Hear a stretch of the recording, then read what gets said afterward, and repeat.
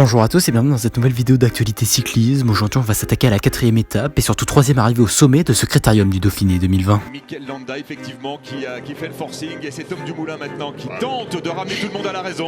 Avant même le départ de cette 4e étape du Critérium du Dauphiné qui a emmené les coureurs au sommet de l'altiport de Megève après l'ascension de la montée de Bizane, une information importante va faire le tour des médias. Le dernier vainqueur du Tour de France, Egan Bernal, ne prendra pas le départ de cette 4e étape du Critérium du Dauphiné à cause de douleurs au dos. Ça n'est pas une bonne nouvelle pour le coureur colombien qui ne sera sûrement pas à 100% suite à cette préparation tronquée à maintenant moins de 2 semaines du grand départ du Tour de France. Mais comme si ça n'était pas suffisant de perdre en une étape le tenant du titre de la Grande Boucle, deux autres favoris du Tour de France, Emmanuel Bourgman et Steven Kruijswijk, vont eux aussi poser pied à terre suite à une chute produite à 60 km de l'arrivée. Dès le départ de l'étape, un coureur va nous faire plaisir, Julian Alaphilippe, qui se glissera dans l'échappée matinale pour jouer son objectif, une victoire d'étape sur ce Critérium du Dauphiné 2020. Le Français sera accompagné d'une dizaine de coureurs dont David de la Cruz, Myriel Kwiatkowski, Kenny Elissonde et Lennart Kamna. Les hommes de tête basculeront en tête au sommet de la montée de Bizane avec moins d'1 minute 30 d'avance sur le peloton, un peloton contrôlé par l'équipe Bahreïn-McLaren de Mikel Landa qui imprimera un énorme tempo pour faire exploser le groupe maillot jaune avant même la montée finale.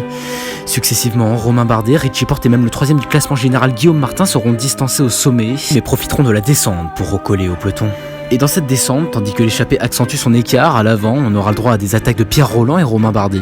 Des attaques finalement sans incidence sur la course, puisque le lieutenant de Primož Roglič, Tom Dumoulin, ne laissera pas 1 mètre aux deux coureurs.